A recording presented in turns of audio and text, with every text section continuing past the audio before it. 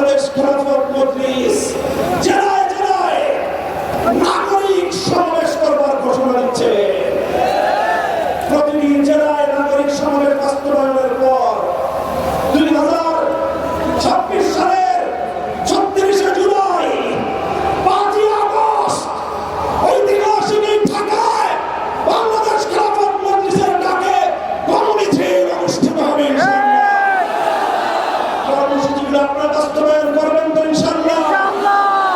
আমরা আমাদের আবার আখেরি পয়গাম দিয়ে যেতে চাই, এই গণভোটের রায়ের সঙ্গে যদি বিশ্বাসঘাতকতা করা হয়, জনগণের অধিকারকে যদি রাষ্ট্রীয় ক্ষমতার টাকা করে বিষ্ট করার চেষ্টা করা হয়, আবার তুলাই হবে, আবার যুদ্ধ হবে, আবার লড়াই হবে, আবার সংগ্রাম হবে ইনশাআল্লাহ।